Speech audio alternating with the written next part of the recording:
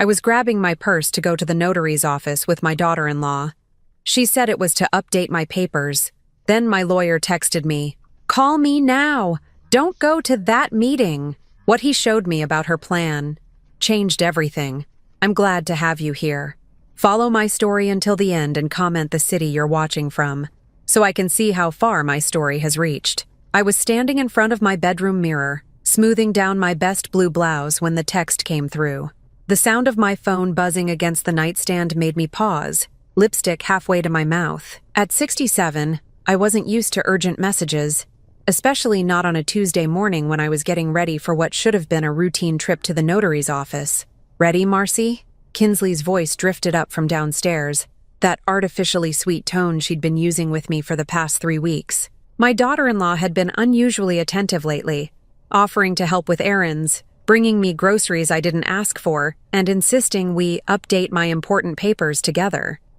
I picked up my phone, expecting maybe a reminder from my doctor's office or one of those spam messages about my car warranty. Instead, I saw Trevor's name on the screen.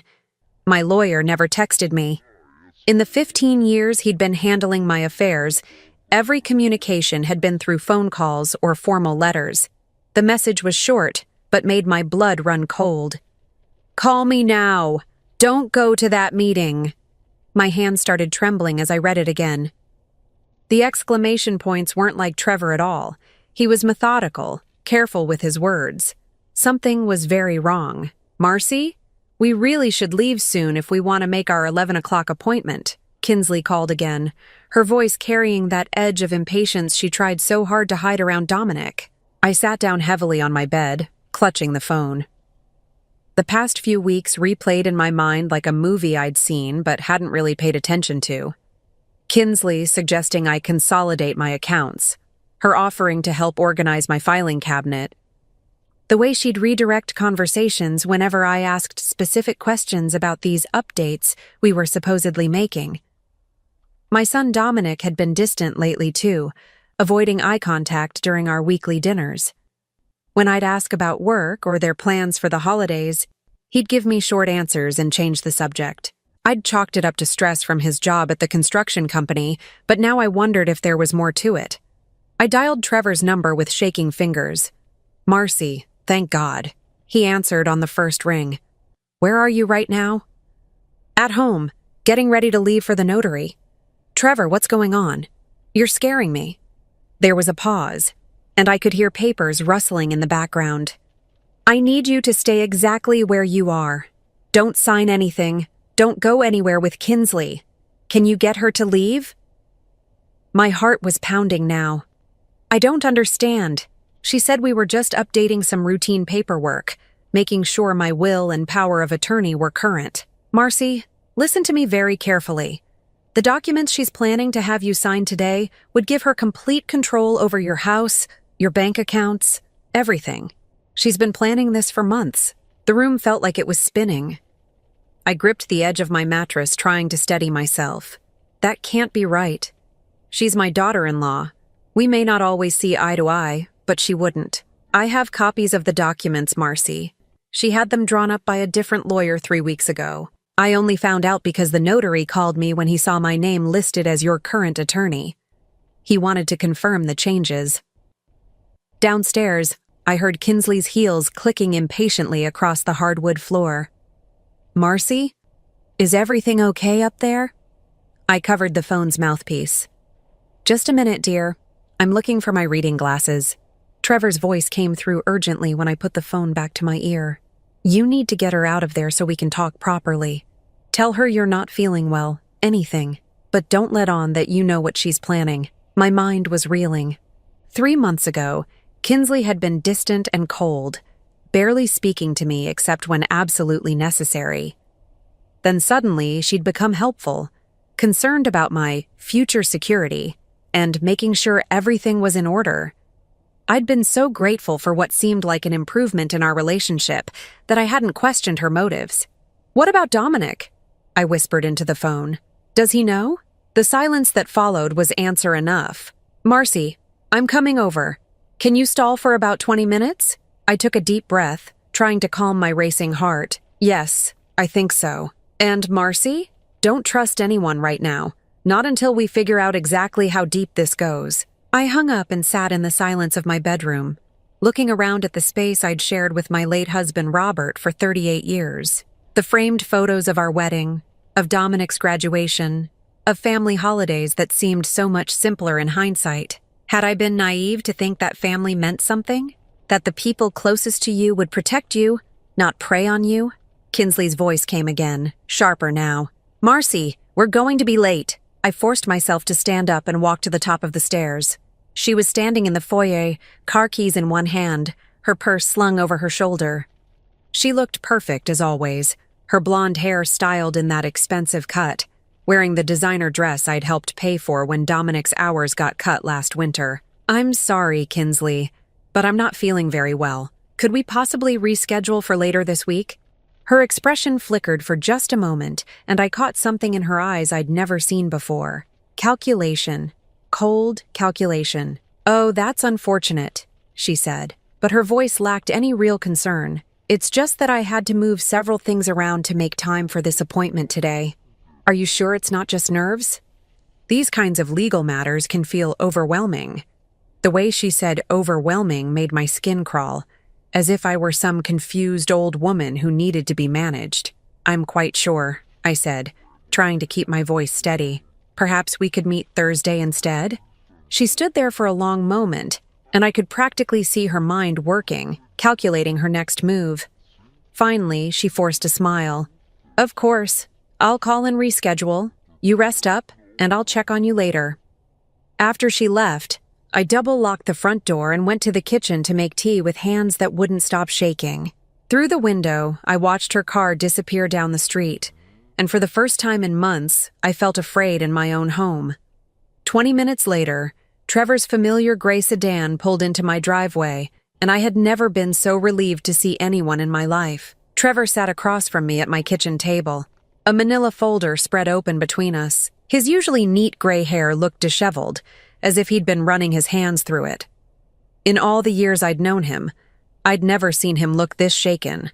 I'm going to show you something, Marcy, and I need you to prepare yourself. What Kinsley was planning to have you sign today. He pulled out a stack of papers. These aren't routine updates. This is a complete transfer of ownership of your house to her name. My teacup rattled against the saucer as I set it down. That's impossible. Why would I sign my house over to her? According to these documents, you're doing it because you're no longer mentally competent to manage your own affairs. He pointed to a section highlighted in yellow. She's claiming you've been showing signs of dementia and that she needs to protect your assets. The words hit me like a physical blow. Dementia? That's ridiculous. I'm as sharp as I've ever been. I know that, Marcy. But look at this. He showed me another document. She has 3 witnesses lined up to testify to your supposed mental decline. Neighbors who would swear they've noticed you being confused, forgetful. I scanned the names, recognizing Mrs. Patterson from next door and Tom Bradley from down the street. People I'd considered friends, people I'd brought casseroles to when they were sick, who I'd helped when they needed someone to watch their pets. They agreed to lie about me? Trevor's expression was grim. For $500 each according to the payment receipts I found. My hands were shaking again. I clasped them together in my lap, trying to process what I was hearing. But even if she got the house, surely there are legal protections. I mean, where would I live? The look Trevor gave me made my stomach drop. He pulled out another set of papers. Sunset Manor Assisted Living. She's already put down a deposit and filled out the admission paperwork. You were supposed to be moved there by the end of the month. I felt the color drain from my face. Sunset Manor. I'd visited a friend there once, and the smell of disinfectant and despair had haunted me for weeks. Rows of elderly people parked in wheelchairs along sterile hallways, staring at television screens that no one was really watching. She can't just put me somewhere against my will. She can if she has legal guardianship, which is exactly what these documents would have given her. Trevor leaned forward, his voice gentle but urgent. Marcy, once you signed these papers, you would have had almost no legal rights. She could have made every decision about your life, your money, your medical care. I stood up abruptly, needing to move, to pace, to do something with the energy coursing through me. And Dominic? What does my son have to say about all this? Trevor was quiet for a long moment. When he finally spoke, his words were careful, measured. Dominic's signature is on several of these documents as a witness. The kitchen tilted around me. I gripped the back of my chair to keep from falling. He knows? It appears so, yes. My legs gave out and I sank back into my chair. My son, my only child, the little boy I'd rocked to sleep every night, who I'd sat with through countless fevers and scraped knees, who I'd worked double shifts to put through college. He knew they were planning to steal my home and lock me away. There's more, Marcy. Trevor's voice seemed to come from very far away. The house isn't the only thing.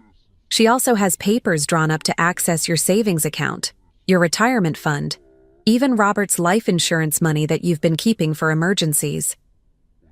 How much are we talking about? Approximately $850,000.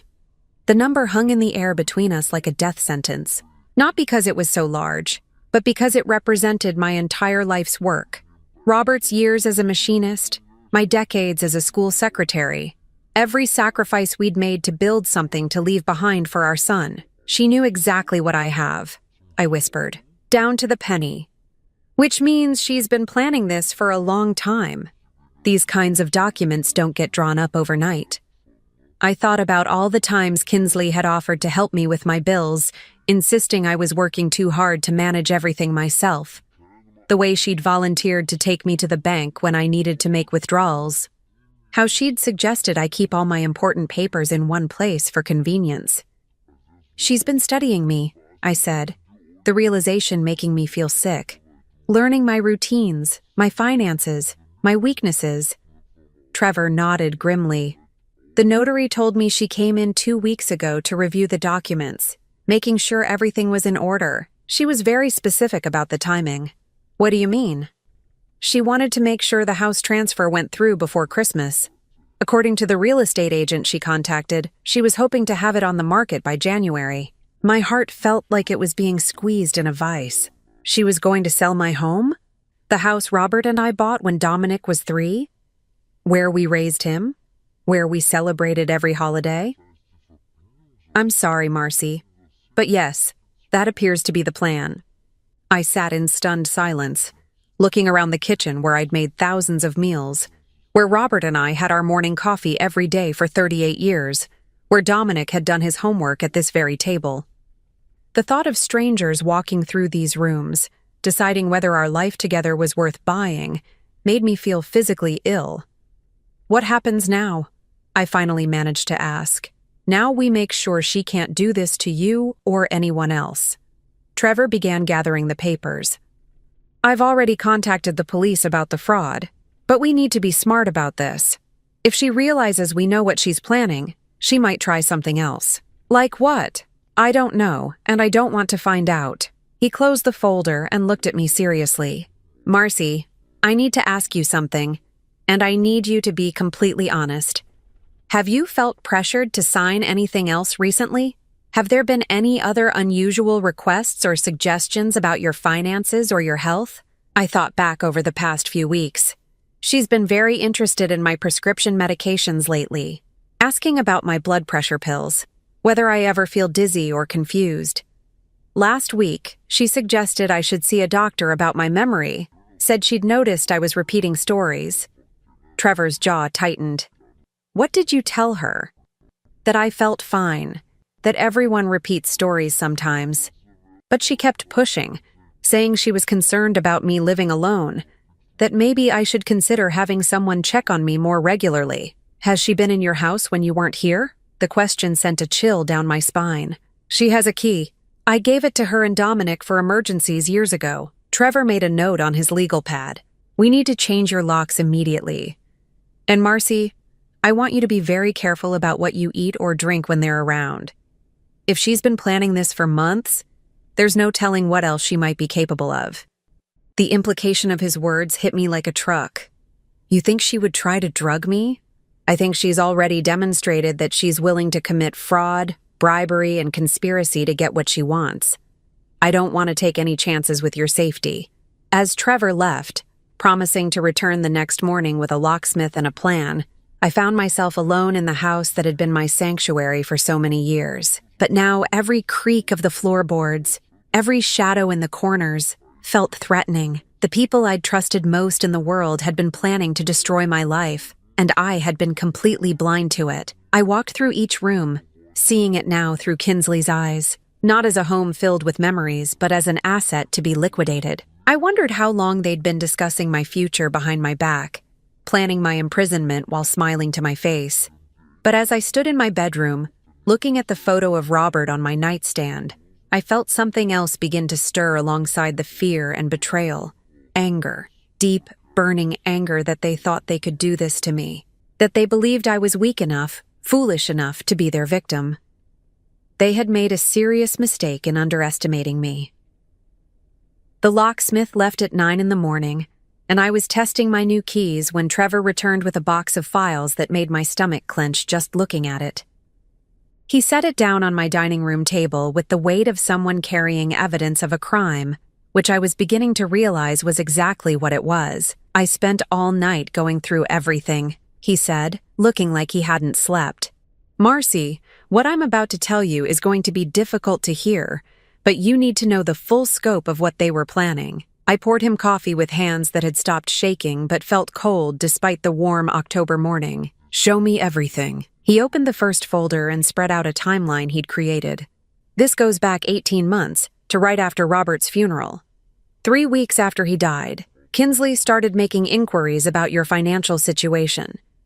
"Inquiries with whom?" "Your bank, for starters. She called claiming to be concerned about your ability to manage your accounts alone. She also contacted your insurance company asking about the details of Robert's life insurance payout." I stared at the dates on his timeline. 18 months ago, when I was still raw with grief, barely able to get through each day without falling apart. I remember her being helpful then. She offered to drive me to appointments, help with paperwork. She was gathering information. Trevor pointed to another entry. 2 months after that, she started researching assisted living facilities. Not just Sunset Manor, but 6 different places. She toured them, collected brochures, asked about costs and admission procedures. The betrayal cut deeper than I'd thought possible.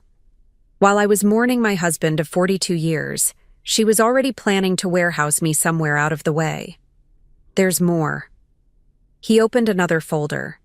"Last spring, she began documenting what she claimed were incidents of your mental decline. She kept a journal." He handed me a photocopied notebook page in Kinsley's neat handwriting. The entries made my blood boil. March 15th. Marcy repeated the same story about her garden 3 times during lunch, clearly losing short-term memory. April 2nd. Found her confused about which day of the week it was. She was watering plants on a Thursday when she usually does it on Sunday. April 20th. She couldn't remember where she put her car keys and accused me of moving them. Increasing paranoia, typical of early dementia. I looked up at Trevor, fury building in my chest. These are lies. Complete fabrications. I know. But they're convincing lies. She documented dozens of these supposed incidents, building a case that you were becoming incompetent. And Dominic believed this? Trevor's expression grew even more grim. That's where it gets complicated. He pulled out another set of documents. Your son signed an affidavit stating that he'd witnessed your mental decline and supported the decision to place you in supervised care. The paper felt like it was burning my fingers. There was Dominic's signature, bold and familiar, on a legal document that declared me mentally unfit. My own son, swearing under oath that his mother had lost her mind. When did he sign this? 6 weeks ago. 6 weeks. I set the paper down carefully, afraid I might tear it in half. We had dinner together 4 weeks ago. He sat right here in this kitchen and asked me how I was feeling. I told him I was doing well, staying active. He hugged me goodbye and said he was proud of how strong I was being. There's something else you need to see. Trevor hesitated, his hand hovering over another folder. This might be the hardest part. He opened it to reveal printouts of text messages between Kinsley and Dominic. My lawyer had somehow obtained them through his investigation, though I didn't ask how. The first few were innocent enough, discussions about scheduling and logistics. But as I read further, the true nature of their plan became clear. Kinsley, the lawyer says we need more witnesses to the confusion episodes. Can you talk to the Patterson woman again? Dominic, she's still nervous about lying under oath, wants more money. Kinsley, fine, whatever it takes. Once we get the house, we'll have plenty. Dominic, what if Mom fights this? She's not as helpless as she seems. Kinsley, she won't have any choice. By the time she realizes what's happening, it'll be too late. The papers will be signed. Dominic, and if she tries to contest it? Kinsley, she'll be in Sunset Manor. Who's going to believe a confused old woman in a nursing home? I had to stop reading. The casual cruelty in their words, the way they discussed my fate like I was already dead, made me feel physically sick, but it was Dominic's responses that destroyed me. Not once did he express doubt about what they were doing. Not once did he defend me or suggest they reconsider. There's more, Trevor said quietly. They were planning to expedite the process. What do you mean? Sunset Manor has a special unit for patients with severe dementia. Patients who are heavily medicated, who can't advocate for themselves. Kinsley had already spoken to a doctor there about having you evaluated for immediate placement in that unit.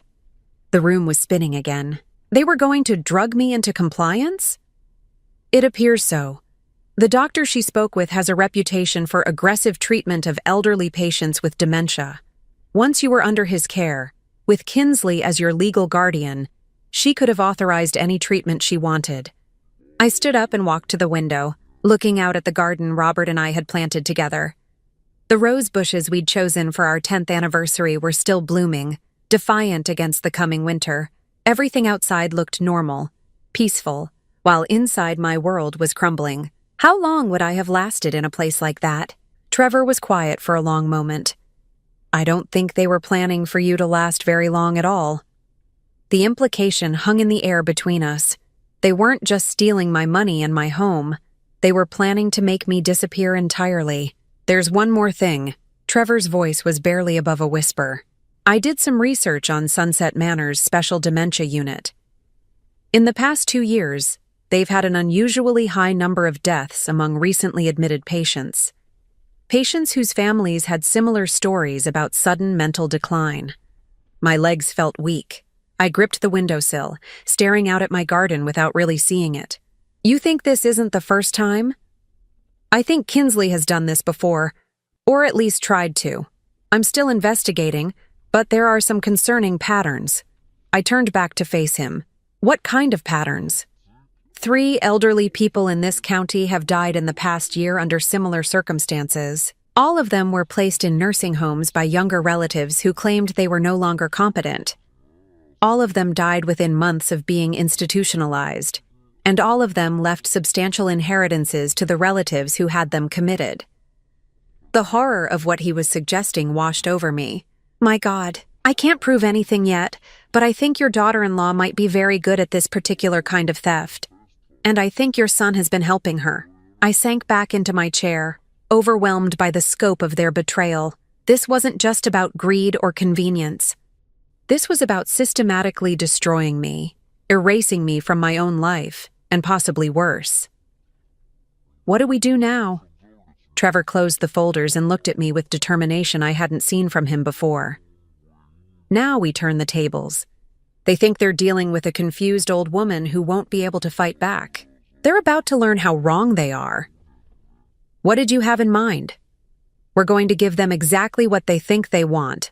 We're going to let them believe their plan is working. His eyes were cold, calculating. And then we're going to destroy them with their own evidence. For the first time in days, I felt something other than fear and betrayal. I felt the stirring of hope, and something even more powerful, the desire for justice. Tell me what we need to do. First, we're going to let them think they've won. You're going to call Kinsley and reschedule that appointment for tomorrow. You're going to act confused, maybe a little frightened about managing things on your own. Make her believe you're ready to sign those papers. And then we spring our trap. But Marcy, You need to understand something. Once we do this, there's no going back. Your relationship with Dominic, whatever was left of it, will be over forever. I looked around my kitchen one more time, at the life I'd built with Robert, at the memories these walls held.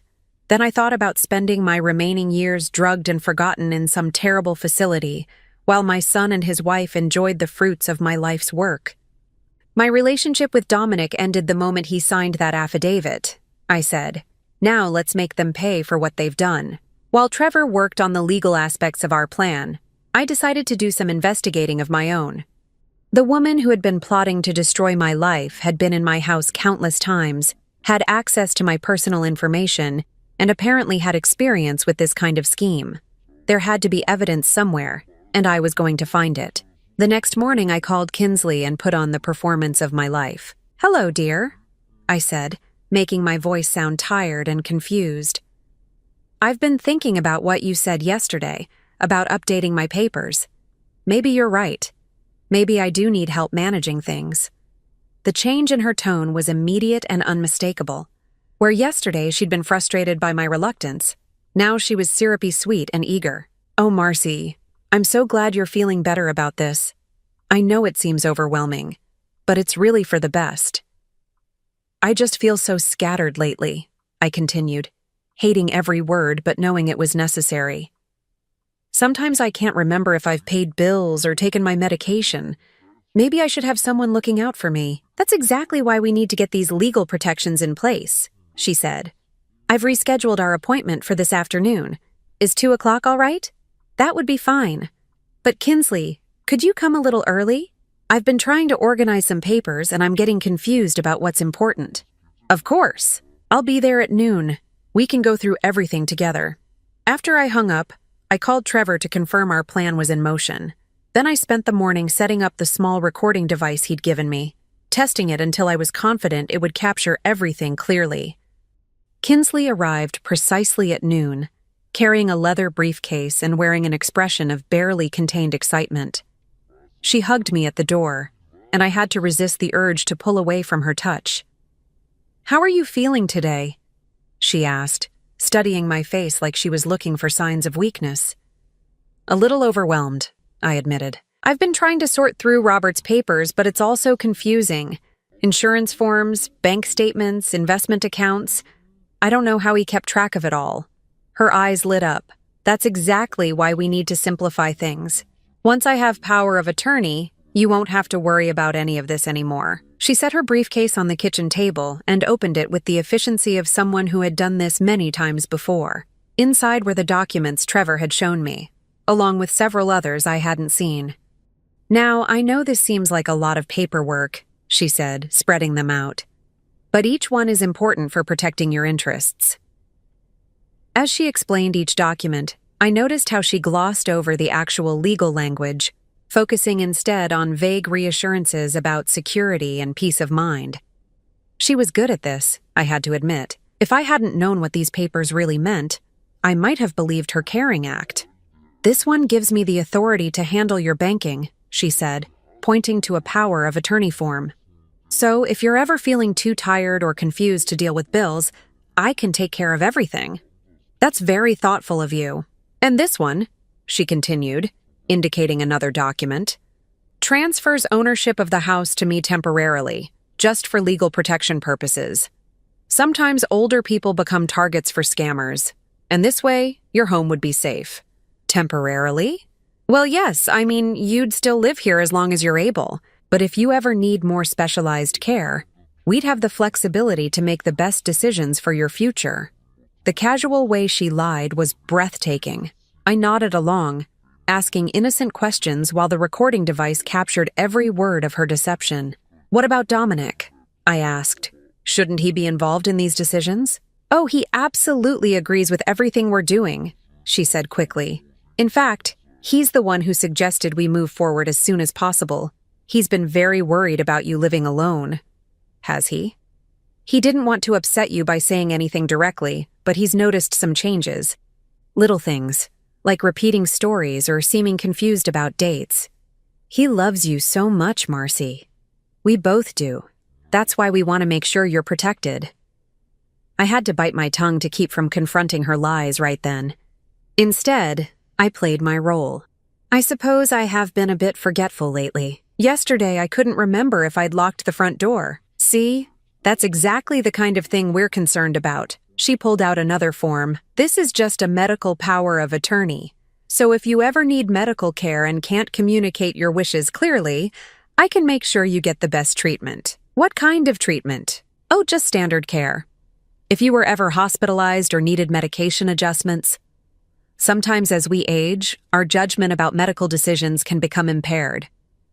She was setting up the justification for having me drugged and declared incompetent.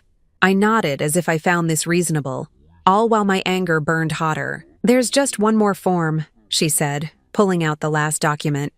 This is for emergency situations in case you ever need immediate placement in a care facility. Care facility? Just as a precaution. If you ever had a fall or a medical emergency and couldn't live independently for a while, this would allow me to get you into a good place quickly, without waiting for court approvals. Have you looked into places like that? I've done some research, yes. There are some lovely facilities that specialize in caring for people with memory issues. Very peaceful, very safe. The way she described Sunset Manor as lovely and peaceful made my skin crawl, especially knowing what Trevor had told me about their special dementia unit. Well, I said, picking up a pen and making my hand shake slightly. I suppose if you and Dominic think this is best? We absolutely do. She leaned forward eagerly. And Marcy, once these are signed, you won't have to worry about anything anymore. I'll handle all the stressful details so you can just focus on enjoying your life. As I pretended to read through the documents, making occasional confused sounds, she checked her watch several times. She was anxious to get to the notary, to make this official before I could change my mind, or anyone could interfere. I think I understand most of this, I said finally, but there's one thing that's bothering me. Her smile tightened almost imperceptibly. What's that? Well, if something happened to you, what would happen to me? I mean, if you had these powers and then you couldn't use them for some reason? Nothing's going to happen to me, Marcy. But theoretically, who would take care of things then? She was quiet for a moment, and I could see her calculating how much to tell me.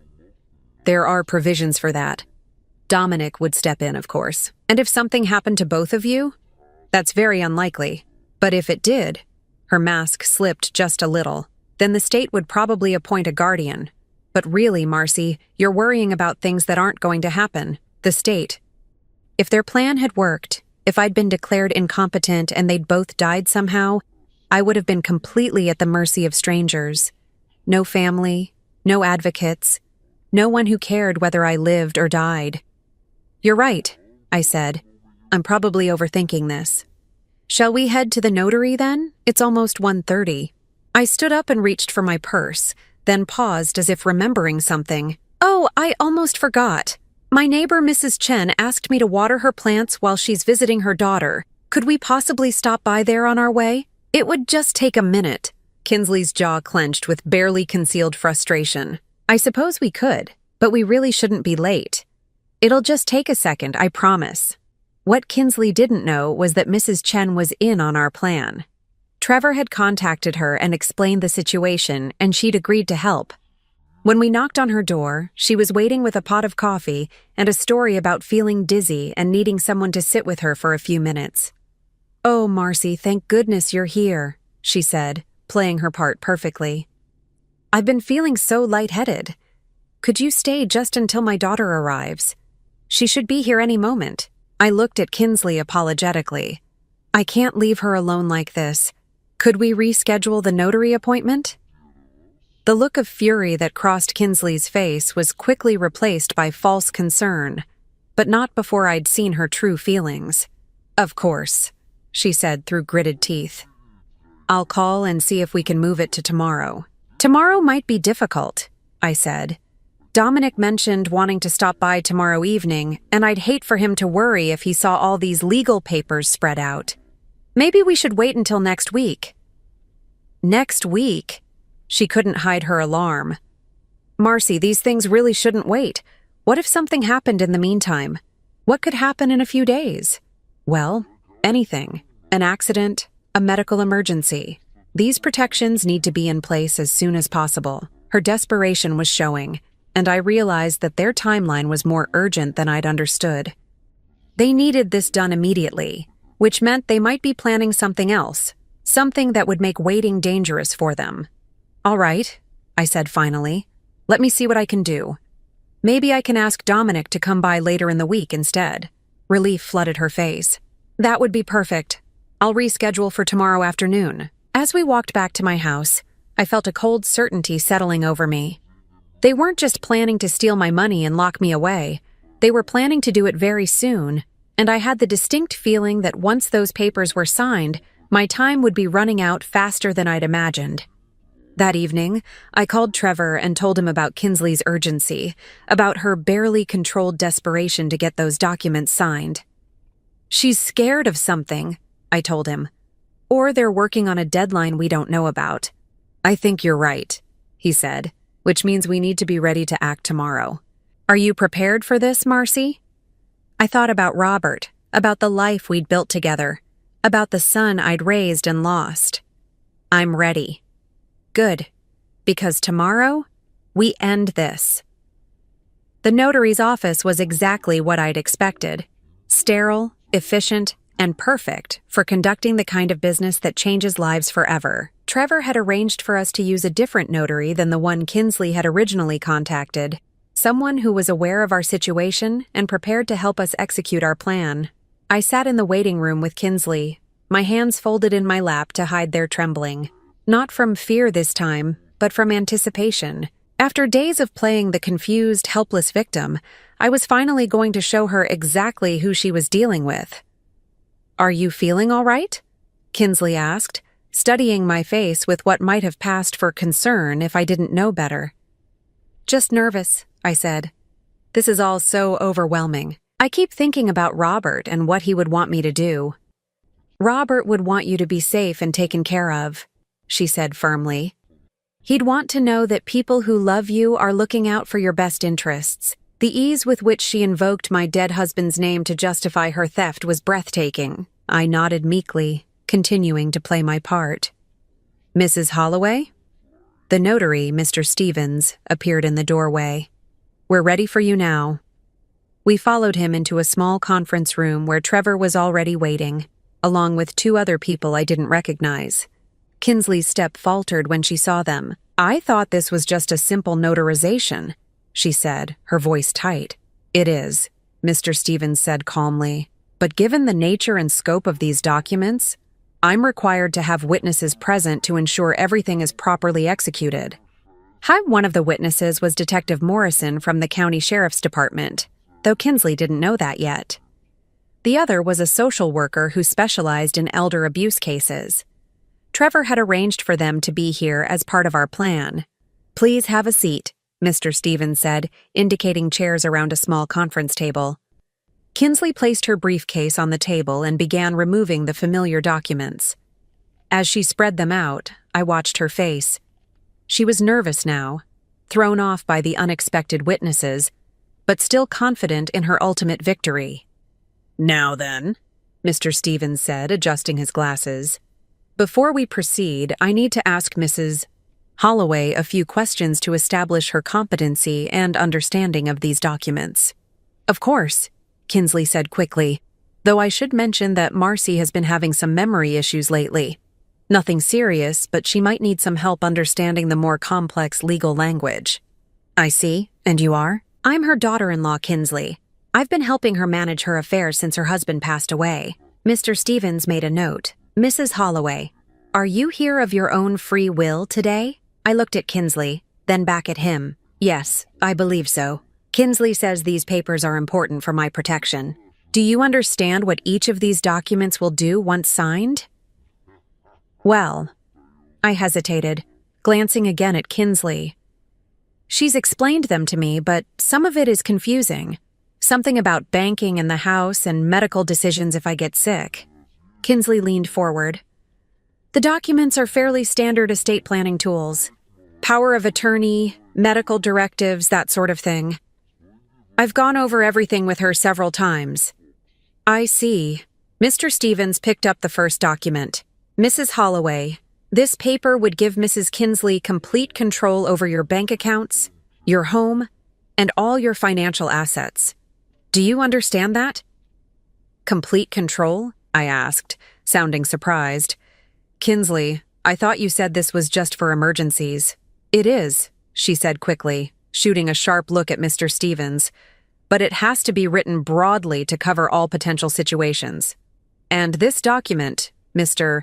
Stevens continued, holding up another paper, would transfer ownership of your house directly to Mrs. Kinsley. You would no longer own your home. Do you understand that? The color drained from Kinsley's face. That's not. You're mischaracterizing the legal language. I'm reading directly from the document, Mr. Stevens said calmly. Mrs. Holloway, are you prepared to give up ownership of your home? I don't think I understand, I said, looking genuinely confused now. Kinsley, you said I would still live there. You would, as long as it's safe for you. But legally, yes, the house would be in my name for protection purposes. Protection from what? Kinsley was sweating now, realizing that her carefully constructed story was falling apart under scrutiny. From scammers, from people who might try to take advantage of you. Like who? Well, anyone really. As people age, they sometimes become targets for fraud. Detective Morrison spoke for the first time. What kind of fraud are you concerned about, Mrs. Kinsley? She turned to look at him, clearly wondering who he was and why he was asking questions. Just general financial fraud, identity theft, things like that. Have there been any specific incidents that prompted this concern? No, but it's better to be proactive. I see. And you believe that transferring Mrs. Holloway's assets to yourself would protect her from fraud? It would protect her from making decisions that might not be in her best interest. What kind of decisions? Kinsley was trapped now, and she knew it. Every answer was digging her deeper into a hole, but she couldn't stop without abandoning her plan entirely. Well, if her memory continues to decline, she might forget things, bills, appointments, medication. She might make financial decisions that don't make sense. Has her memory declined significantly? Yes, quite a bit. She repeats stories, forgets conversations. Just yesterday, she couldn't remember whether she'd locked her door. Detective Morrison made a note. That's interesting, because I spoke with Mrs. Holloway's doctor this morning. According to her recent medical records, she's in excellent mental health for her age. No signs of dementia or cognitive decline. Kinsley's mouth opened and closed without sound. She looked like a fish gasping for air. In fact, the detective continued, her doctor was quite surprised when I told him about the concerns you'd expressed. He said Mrs. Holloway has been managing her own affairs perfectly well and has shown no signs of confusion or memory loss during her appointments. There must be some mistake, Kinsley said weakly. No mistake. We also spoke with several of Mrs. Holloway's neighbors. They all described her as sharp, independent, and fully capable of caring for herself. I watched Kinsley's face as the full scope of her situation became clear. She was caught in a web of lies with no way out. However, Detective Morrison continued, we did find some interesting information about you, Mrs. Kinsley. He opened a folder and pulled out several documents. It seems you've been researching Mrs. Holloway's financial situation quite extensively. Bank records, insurance policies, property values. You've also been in contact with several assisted living facilities, making inquiries about bed availability and costs. I was just trying to be prepared. Prepared for what? For when she might need care. But according to her doctor, she doesn't need care. She's perfectly healthy and competent. Trevor spoke up for the first time. We also found these, Mrs. Kinsley. He placed copies of her fake journal entries on the table. Detailed records of incidents that supposedly demonstrate Mrs. Holloway's mental decline. Incidents that never actually happened. Kinsley stared at the papers, her face white as chalk. We have statements from the neighbors you approached, asking them to lie about Mrs. Holloway's mental state in exchange for payment, Trevor continued. We have records of your communications with the assisted living facility, including your inquiries about their secured dementia unit and their policies regarding heavily medicated patients. This is ridiculous, Kinsley said, but her voice cracked. You're twisting everything. Are we? I asked, speaking in my normal voice for the first time since we'd entered the room, because it sounds like they've described your plan pretty accurately. She turned to look at me, and I saw the moment she realized I wasn't the confused old woman she thought she was manipulating. You, she whispered. I've been recording our conversations, Kinsley.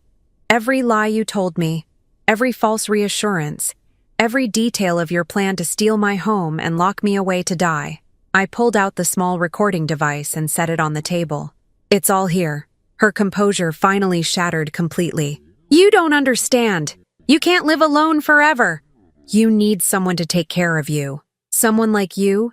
Someone who was planning to drug me and warehouse me in a nursing home while you sold my house and spent my money? It's not like that. Then what is it like? Explain to me how stealing my life savings and having me declared incompetent was for my own good.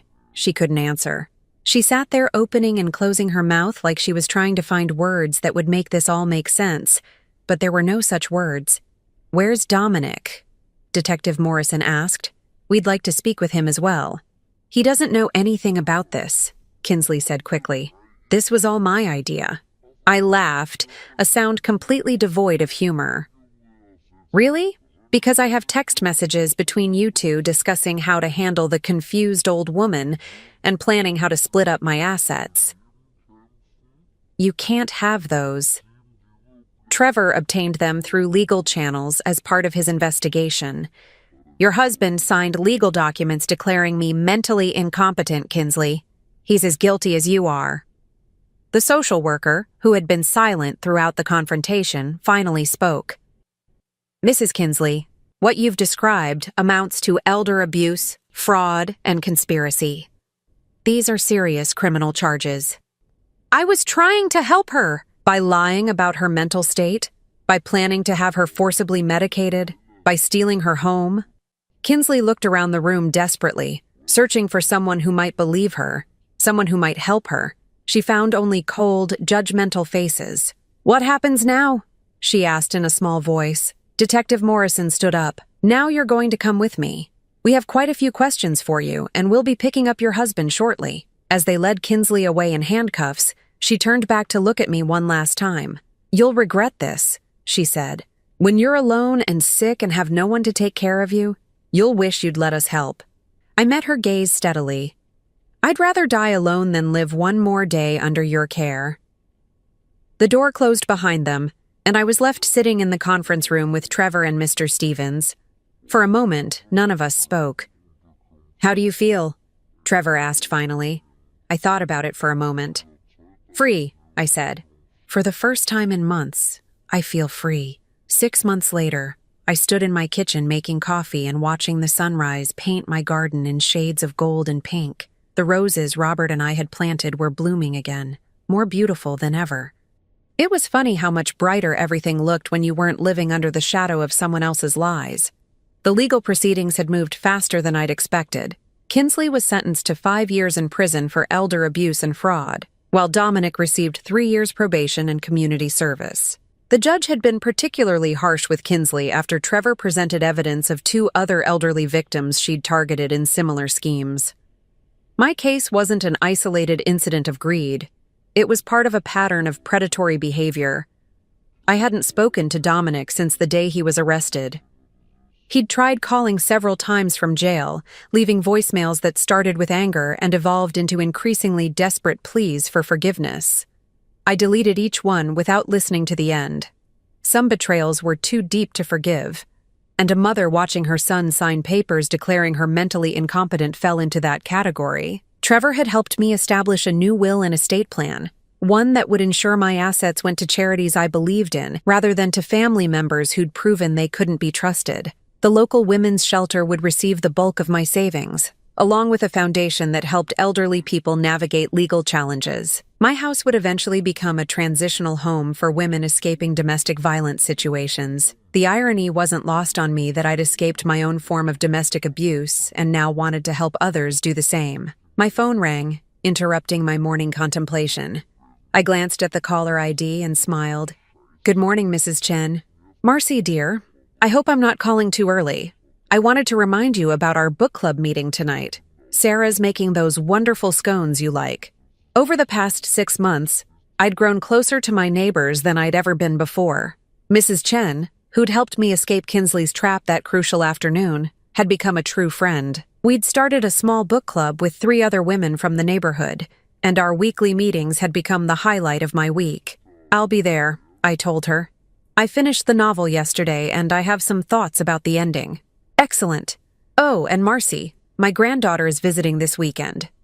She's starting nursing school in the fall, and I thought perhaps you could tell her about your experience with your lawyer.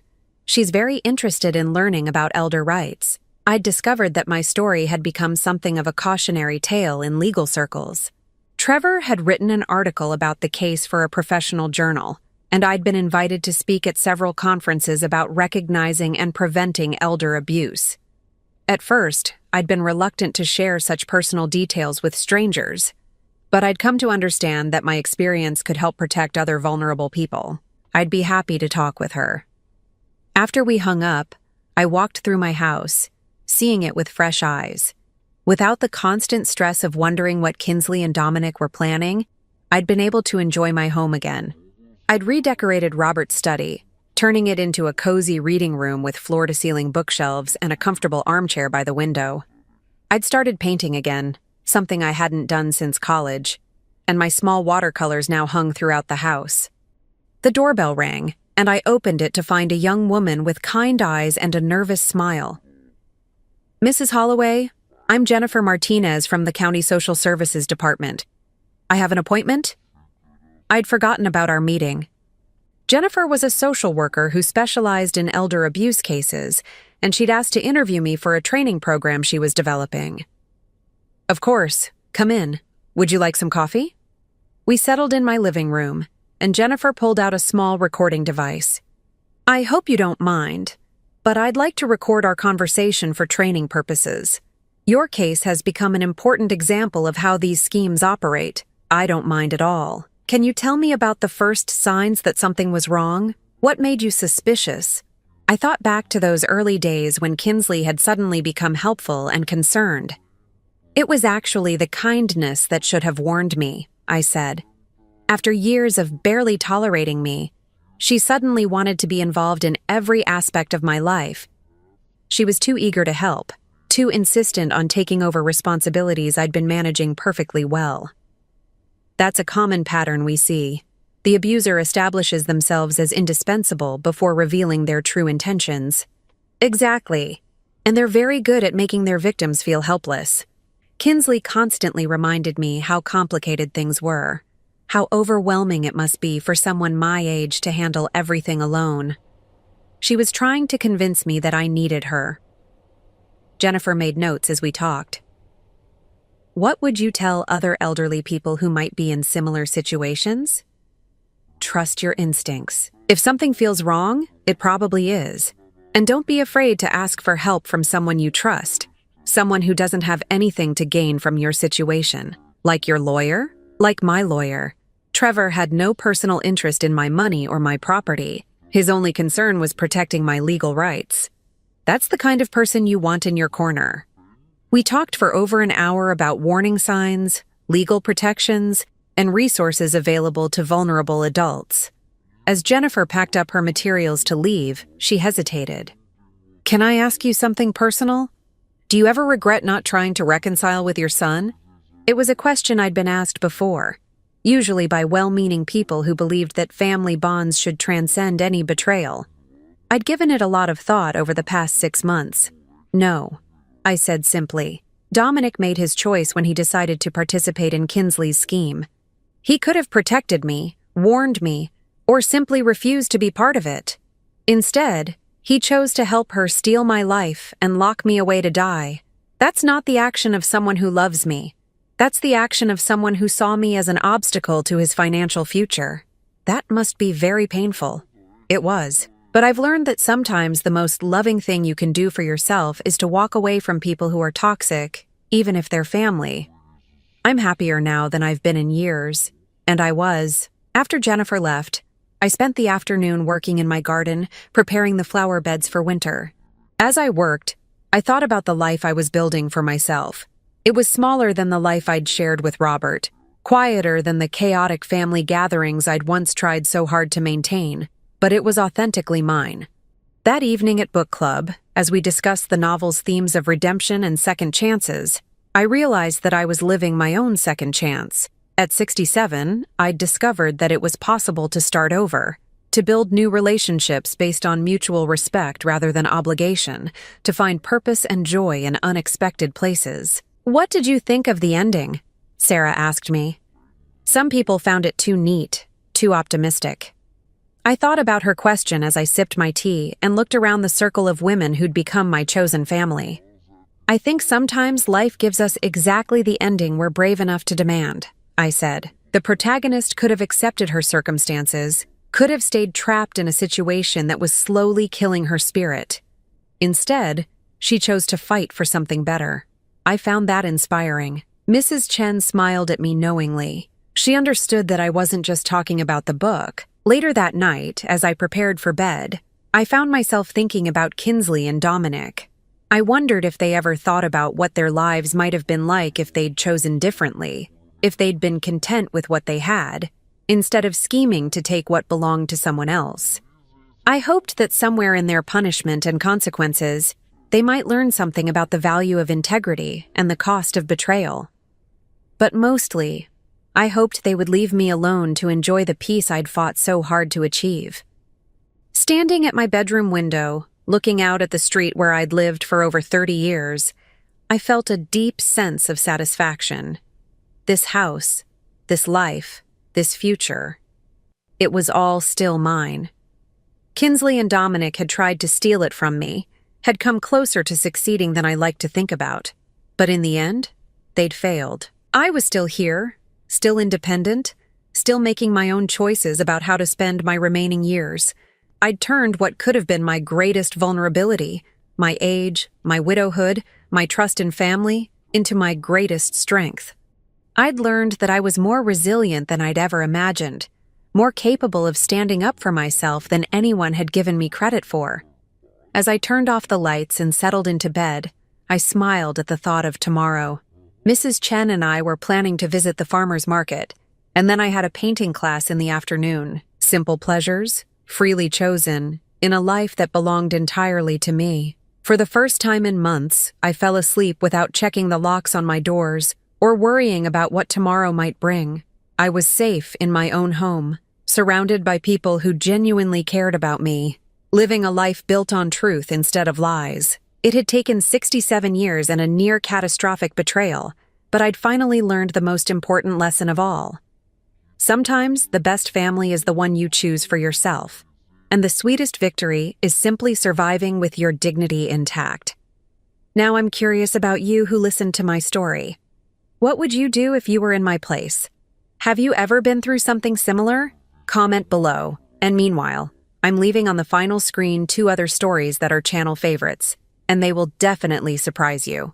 Thank you for watching until here.